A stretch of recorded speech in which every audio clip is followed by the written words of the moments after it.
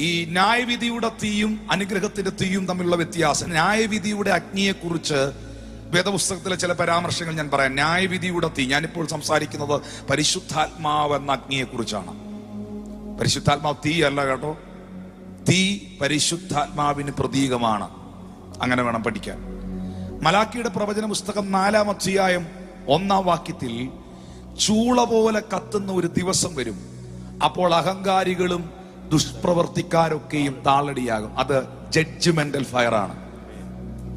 ഉൽപ്പത്തി പുസ്തകം 19-ാം അധ്യായം 24-ാം വാക്യത്തിൽ യഹോവ സോദോമിന്റെയും ഗോമോറയുടെയും മേൽ യഹോവയുടെ സന്നിധിയിൽ നിന്നൊരു തീയും ഗന്ധകവും വർഷിപ്പിച്ച് ഉൽപ്പത്തി 19:24 സോദോമിനെ ദൈവം തീ അയച്ച് നശിപ്പിച്ചു. അത് ജഡ്ജ്മെന്റൽ ഫയർ ആണ്. 2 പത്രോസിന്റെ ലേഖനം 3-ാം അധ്യായം അതിന്റെ 10-ാമത്തെ വാക്യം, 2 Peter chapter 3:10, കർത്താവിന്റെ ദിവസമോ കള്ളനെ പോലെ വരും, അന്ന് ആകാശം കൊടുമുഴക്കത്തോടെ ഒഴിഞ്ഞു പോകും, മൂലപദാർത്ഥങ്ങൾ കത്തിയെഴിയും, ഭൂമിയും അതിലുള്ള പണികളും വെന്തു പോകും. അത് ജഡ്ജ്മെന്റൽ ഫയർ ആണ്. ന്യായവിധിയുടെ തീയെ കുറിച്ചാണ് പറയുന്നത്. സംഖ്യാപുസ്തകം 16-ാം അധ്യായം 35-ാമത്തെ വാക്യത്തിൽ അപ്പോൾ യഹോവയെങ്കിൽ നിന്ന് ഒരു തീ പുറപ്പെട്ട് ധൂപം കാട്ടിയ 250 പേരെ ദഹിപ്പിച്ചു. സംഖ്യ 16:35 250 പേരെ ദൈവസന്നിധിയിൽ നിന്ന് ഒരു തീ പുറപ്പെട്ട് ദഹിപ്പിച്ചു. ഇതും ജഡ്ജ്മെന്റൽ ഫയർ ആണ്. എന്നാൽ നന്മയായി വെളിപ്പെട്ട തീ, അനുഗ്രഹത്തിന്റെ തീ, മറുപടിയുടെ തീ ബൈബിളിൽ ഞാൻ കാണുന്നു. സ്വർഗത്തിലെ ദൈവം തീയായി ഇറങ്ങി വന്നത് ബൈബിളിൽ ഞാൻ കാണുന്നു, വചനത്തിൽ ഞാൻ കാണുന്നു. ഒത്തിരി റെഫറൻസുകൾ ഉണ്ട് പറയാൻ. സമയപരിമിതികൾ കൊണ്ട് 1-2 പറഞ്ഞ് നമുക്കത് ആത്മാവിൽ ഏറ്റെടുക്കാം. 1 രാജാക്കന്മാരുടെ പുസ്തകം 18-ാം അധ്യായം അതിന്റെ 37-38 വാക്യങ്ങൾ വായിക്കുമ്പോൾ ഏലിയാവ് എന്ന പ്രവാചകന്റെ അതിശ്രദ്ധേയമായ ഒരു പ്രാർത്ഥന നിങ്ങൾക്ക് അവിടെ കാണാം. യഹോവേ, എനിക്ക് ഉത്തരം അരുളണമേ, നീ ദൈവം തന്നെ യഹോവേ, നീ തങ്ങളുടെ ഹൃദയം വീണ്ടും തിരിച്ച് എന്ന് ജനം അറിയേണ്ടതിന് എനിക്ക് ഉത്തരമരുളണമേ. ഉടനെ wow, then the fire of the Lord, ഉടനെ യഹോവയുടെ തീ ഇറങ്ങി ഹോമയാഗവും വിറകും മണ്ണും ദഹിപ്പിച്ച് തോട്ടിലെ വെള്ളവും വറ്റിച്ചു കളഞ്ഞു. നമുക്കറിയാം, ബാലിന്റെ 450 പ്രവാചകന്മാരും ഇസബേലിന്റെ മേശയിൽ നിന്ന് ഭക്ഷിച്ചു വന്ന 400 അശേര പ്രവാചകന്മാരുടെ നടുവിൽ, ആഹാബിന്റെയും ഇസബേലിന്റെയും നടുവിൽ, വെല്ലുവിളിയുടെ നടുവിൽ സത്യ ദൈവത്തെ വെളിപ്പെടുത്തിയ തീയായിരുന്നു ആ വെളിപ്പെട്ട തീ. സംശയമുണ്ടോ? സംശയമുണ്ടെങ്കിൽ നിങ്ങളുടെ സംശയത്തെ സംശയിക്കുക. ഹല്ലേലൂയ. 450 ബാലിന്റെ പ്രവാചകന്മാരുടെ നടുവിൽ, ഇസബേലിന്റെ മേശയിൽ നിന്ന് ഭക്ഷിച്ചു വന്ന 400 അശേര പ്രവാചകന്മാരുടെ മധ്യേ, കാലഘട്ടം കണ്ടതിൽ ഏറ്റവും ദുഷ്ടനായ ഭരണാധികാരിയായിരുന്ന ആഹാബും ഏറ്റവും മന്ത്രവാദം ചെയ്യുന്ന ഇസബേലും ഏലിയാവ് എന്ന ദൈവപുരുഷനെയും താൻ സേവിക്കുന്ന ദൈവത്തെയും വെല്ലുവിളിച്ചിട്ട് ഇസ്രായേലിൽ ബാലാണോ ദൈവം, അശേരയാണോ പ്രവാചകന്മാർ എന്ന് തെളിയിക്കേണ്ടതിന് വെല്ലുവിളികളുടെ കർമ്മേലിന്റെ മലമുകളിൽ ഒറ്റയ്ക്ക് നിന്ന്, ഏകനായി നിന്ന് മുഴങ്കാലിൽ പ്രാർത്ഥിക്കുന്ന ഏലിയാവിന്റെ പ്രാർത്ഥന എന്നാണെന്നറിയാമോ? ഇസ്രായേൽ അറിയണം ജീവനുള്ള ദൈവം ഏതാണെന്ന്, ഈ രാജ്യം കാണണം സത്യദൈവം ഏതാണെന്ന്, അശേര പ്രതിഷ്ഠകളും ബാലും മുട്ടുമടക്കണം, ഇസബേലിന്റെ മേശയിൽ നിന്ന് ഭക്ഷിക്കുന്ന 400 പ്രവാചകന്മാരും ശിരസ് നമിക്കണം എന്ന ചിന്തയിൽ ദൈവത്തോട് പ്രാർത്ഥിച്ചപ്പോൾ ബൈബിൾ പറയുന്നു, ഉടനെ യഹോവയുടെ തീ ഇറങ്ങി. നന്മയായി വെളിപ്പെട്ട തീ. ന്യായവിധിയുടെ തീ മാത്രമേ ഉള്ളൂ. സ്തോത്രം. മറുപടിയുടെ തീ, മറുപടിയുടെ തീ, തീ കൊണ്ട് ഉത്തരം തന്ന ദൈവം. ഹല്ലേലൂയ. ശബ്ദമുയർത്തി കർത്താവിനെ സ്തുതിച്ചേ. തീ കൊണ്ട് ഉത്തരം നൽകിയ ദൈവം ഇന്ന് ഈ പകലിൽ ഈ സന്ദേശം കേട്ടോണ്ടിരിക്കുമ്പോൾ നിനക്ക് വിരോധമായി, നിന്റെ തലമുറയ്ക്ക് വിരോധമായി, നിന്റെ വിശ്വാസത്തിന് വിരോധമായി, നിന്റെ കുടുംബത്തിന് വിരോധമായി, നിന്റെ ആരാധനയ്ക്ക് വിരോധമായി, നിന്റെ മുന്നേറ്റത്തിന് വിരോധമായി, നിന്റെ ശുശ്രൂഷയ്ക്ക് വിരോധമായി, നിന്റെ പട്ടണത്തിൽ വെളിപ്പെട്ടു നിൽക്കുന്ന പൈശാചിക മണ്ഡലങ്ങൾ, നിന്നെ വെല്ലുവിളിക്കുന്ന ഇരുളിന്റെ ശക്തികൾ, നിന്നെ വെല്ലുവിളിക്കുന്ന ദേശാന്തര വ്യാപാരങ്ങൾ, നിന്റെ മനസ്സിനെയും ചിന്തകളെയും വികാരങ്ങളെയും നിരുത്സാഹപ്പെടുത്തുന്ന പൈശാചിക മണ്ഡലങ്ങളെ തകർത്തുടയ്ക്കുന്ന, ഉത്തരം നൽകുന്ന, മറുപടി നൽകുന്ന തീ നിന്റെ ഭവനത്തിൽ, നിന്റെ ജീവിതത്തിൽ, നിന്റെ സഭയിൽ, നിന്റെ കുടുംബത്തിൽ യേശുവിന്റെ നാമത്തിൽ ഇപ്പോൾ ആ സ്വർഗത്തിന്റെ തീ വെളിപ്പെടട്ടെ. സത്യ ദൈവത്തെ വെളിപ്പെടുത്തുന്ന സ്വർഗത്തിന്റെ തീ. അപ്പോസ്തലന്മാരുടെ മേളിൽ പിളർന്ന അഗ്നിനാവ് ഇറങ്ങി എന്തിനാ? സത്യ ദൈവം ആരാന്ന് പ്രസംഗിക്കാനാ. ഏകരക്ഷ. ആ തീ വെളിപ്പെട്ട് കഴിഞ്ഞ ഉടനെ ഭയമുള്ള പത്രോസ് എഴുന്നേറ്റില്ലേ? എഴുന്നേറ്റ് നിന്നിട്ട് യേശുവിനെ കൊച്ചൊരു പെൺകുട്ടിയുടെ മുമ്പിൽ വരെ തള്ളിപ്പറഞ്ഞ് ആണയിട്ട് പ്രാഗിയ പത്രോസ് ആത്മാവിൽ എഴുന്നേറ്റെന്ന് പറഞ്ഞില്ലേ? മറ്റൊരുത്തനിലും രക്ഷയില്ല. ആകാശത്തിന്റെ കീഴിൽ മനുഷ്യരുടെ ഇടയിൽ രക്ഷ പ്രാപിക്കുവാൻ യേശു ക്രിസ്തുവിന്റെ നാമമല്ലാതെ വേറൊരു നാമമില്ല. നിങ്ങൾ ക്രൂശിച്ചു കൊന്നവനെ ദൈവം മരിച്ചവരിൽ നിന്ന് ഉയർപ്പിച്ചു. അതിന് ഞങ്ങൾ സാക്ഷികളാകുന്നു. Hallelujah, hallelujah. ഇന്ന് പകലൊന്ന് കൈ ഉയർത്തിപ്പിടിച്ചേ, ഒന്ന് വാ തുറന്ന് പറഞ്ഞേ, സത്യദൈവത്തെ വെളിപ്പെടുത്തുന്ന, ഉത്തരം നൽകുന്ന തീ, മറുപടിയുടെ തീ, ചില പ്രാർത്ഥനയുടെ മറുപടി. ഓ ഹല്ലേലൂയ. മറുപടി ഇന്ന് പകൽ നിന്നിൽ വെളിപ്പെടട്ടെ. ശിംശോനെ കയറുകൊണ്ട് കെട്ടിയപ്പോൾ, മുന്നോട്ട് വിടാൻ കഴിയാതെ അവനെ കയറുകൊണ്ട് കെട്ടിയപ്പോൾ, യഹോവയുടെ ആത്മാവ് അവന്റെ മേൽ ഇറങ്ങി വന്നപ്പോൾ അവനെ കെട്ടിയിരുന്ന കയറ് കരിഞ്ഞു പോയെങ്കിൽ എന്തുവാ ഇറങ്ങി വന്നേ? കയറ് കരിഞ്ഞു പോകണമെങ്കിൽ ശിംശോന്റെ മേലിൽ എന്തോ ഇറങ്ങി വന്നേ. പക്ഷെ ഇറങ്ങി വന്നത് യഹോവയുടെ ആത്മാവാന്നല്ലേ പറയുന്നേ? യഹോവയുടെ ആത്മാവാ ശിംശോന്റെ മേൽ ഇറങ്ങി വന്നേ. പക്ഷെ കെട്ടിയിരുന്ന കയറ് കത്തിപ്പോയെങ്കിൽ ആത്മാവ് ഏത് നിലയിലാ ശിംശോന്റെ മേലിൽ ഇറങ്ങി വന്നേ? പറ, ആത്മാവ് ഏത് നിലയിലാ ഇറങ്ങി വന്നേ? ഫയർ. ക്യാരക്ടറിന്, അവരുടെ നേച്ചറിന് വ്യത്യാസമുണ്ടായത് പഠിക്കേണ്ട ഒരു സത്യമാണത്. അപ്പോസ്തലന്മാർ ഭയമുള്ളവരായിരുന്നു. അപ്പോസ്തലന്മാർ ആകുലതകളുള്ളവരായിരുന്നു. അപ്പോസ്തലന്മാർ പലയിടത്തും എടുത്തു ചാടുന്നവരായിരുന്നു. പത്രോസിന്റെയൊക്കെ ചരിത്രം നമ്മൾ യേശുവിന്റെ കൂടെ താൻ ആയിരിക്കുന്ന സാഹചര്യത്തിൽ വായിക്കുമ്പോൾ പലയിടത്തും ഈ പത്രോസിനെ യേശു കർത്താവിന് തിരുത്തേണ്ടി വന്നിട്ടുണ്ട്. സാത്താനെ എന്ന് പോലും അവനെ വിളിക്കേണ്ടി വന്നിട്ടുണ്ട്. പത്രോസിനെ യേശു സാത്താനെ എന്ന് വിളിച്ചു. സാത്താനെ, നീ പുറകോട്ട് മാറി നിൽക്കാൻ പറഞ്ഞു. നീ ദൈവത്തിന്റെ ഹിതമല്ല സംസാരിക്കുന്നതെന്ന് പറഞ്ഞു. അങ്ങനെ വിവിധ നിലകളിൽ നിങ്ങൾക്ക് ഇപ്പോഴും വിശ്വാസം ഇല്ലയോ? നിങ്ങൾ എന്താ ഇങ്ങനെ ആയിപ്പോയെ? അവിശ്വാസമുള്ള തലമുറയെ നിങ്ങളെ ഞാൻ എത്ര സഹിക്കുമെന്നൊക്കെ ഈ ശിഷ്യന്മാരോട് കർത്താവിന് പറയേണ്ടി വന്നിട്ടുണ്ട്. ശമര്യരെ കണ്ടപ്പോ ഈ ശിഷ്യന്മാർ പറഞ്ഞു, നമുക്ക് പ്രാർത്ഥിച്ച് തീ ഇറക്കി ഇവരെയൊക്കെ കത്തിച്ചു കളഞ്ഞേക്കാന്ന്.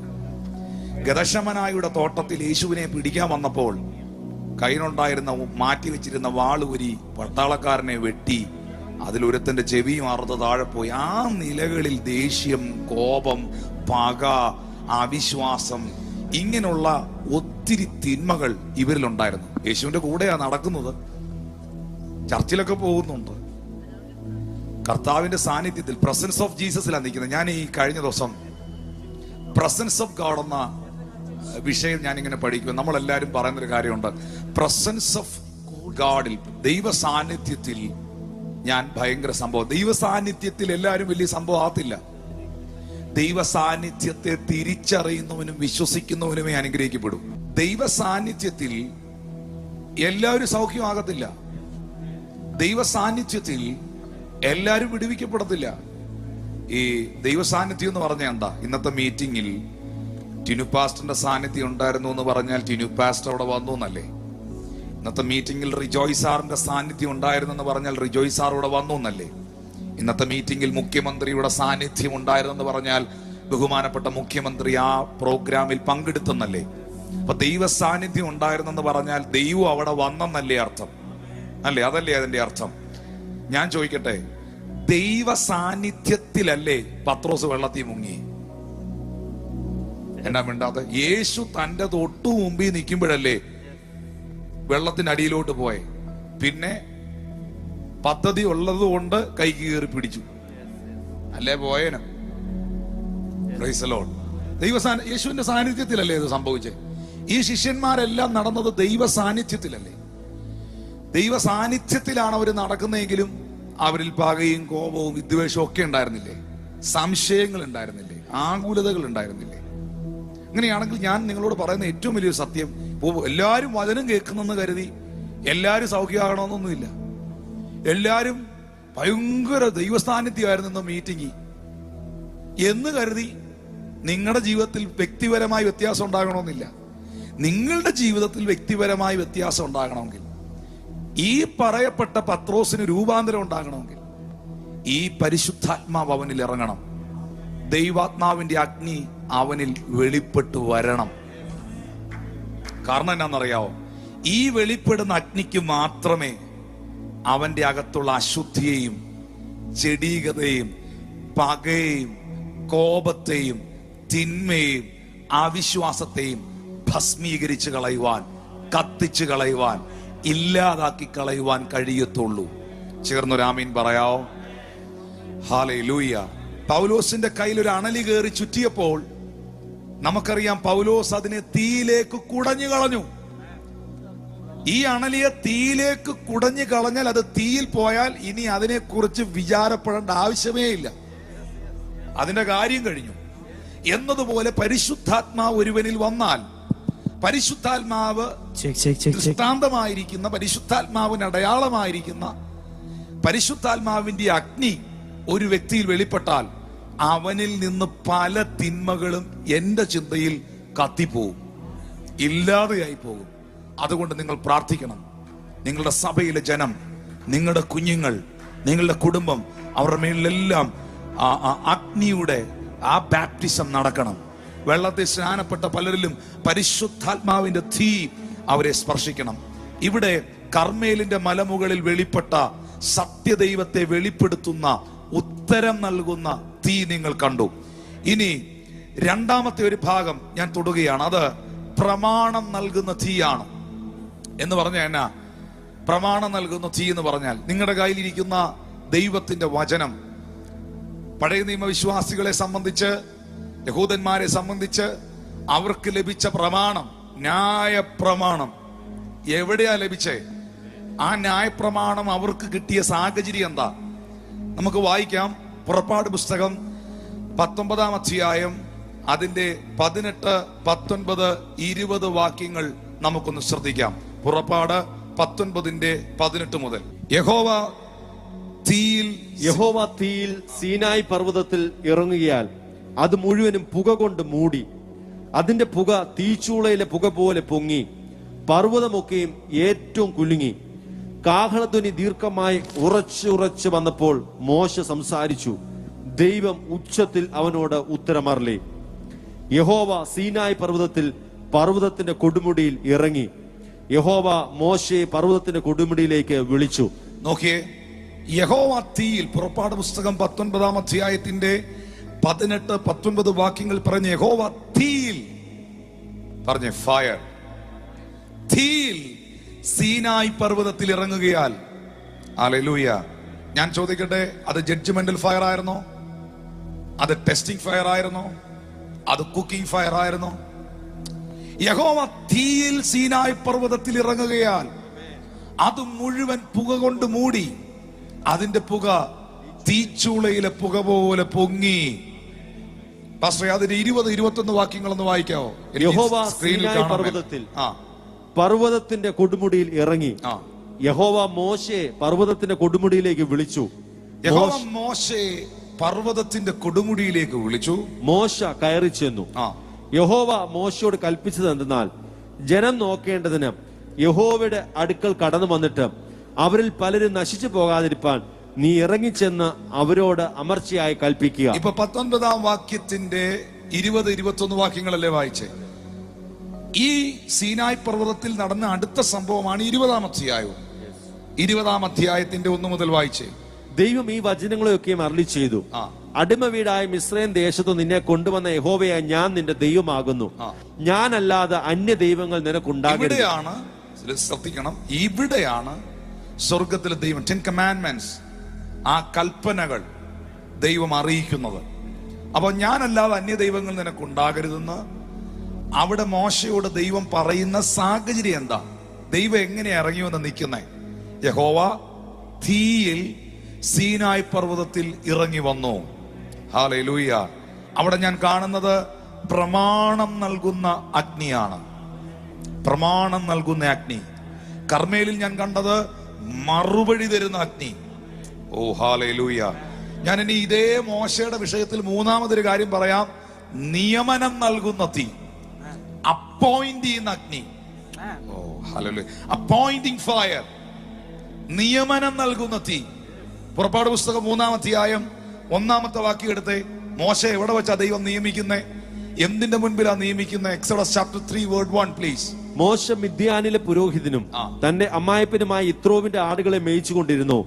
അവൻ ആടുകളെ മരുഭൂമിക്ക് അപ്പുറത്ത് ദൈവത്തിന്റെ പർവ്വതമായ ഹോരേബ് വരെ കൊണ്ടുചെന്നു.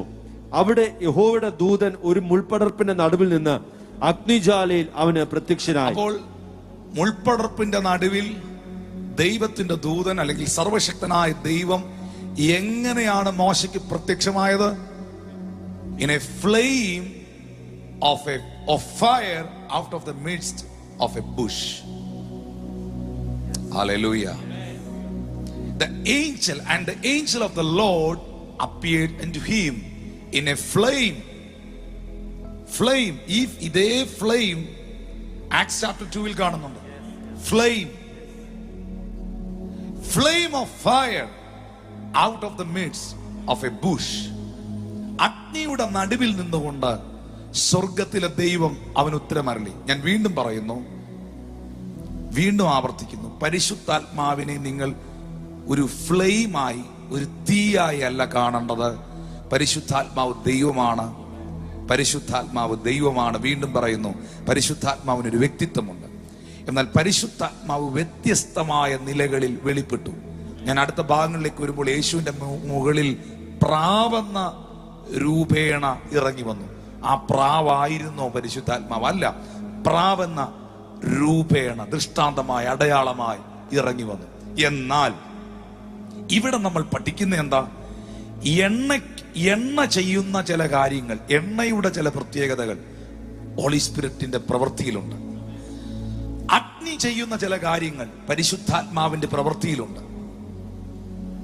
കാറ്റ്, ഞാൻ ആദ്യമേ പറഞ്ഞു, കാറ്റിനെ അനുഭവിക്കാം. കാറ്റ് ചെയ്യുന്ന കാര്യങ്ങൾ, മരം മറിച്ചിടുന്നതും, കാറ്റടിച്ചാൽ കമ്പ് ഒടിഞ്ഞു കിടക്കുന്നതും, നില ഉഴുത് കിടക്കുന്നതൊക്കെ നമുക്ക് കാണാം. കാറ്റുണ്ടാക്കുന്ന പ്രവൃത്തികൾ നമുക്ക് കാണാം. പക്ഷേ കാറ്റിനെ കാണാൻ കഴിയില്ല. ഇതുപോലെ തന്നെയാണ് പരിശുദ്ധാത്മാവ്.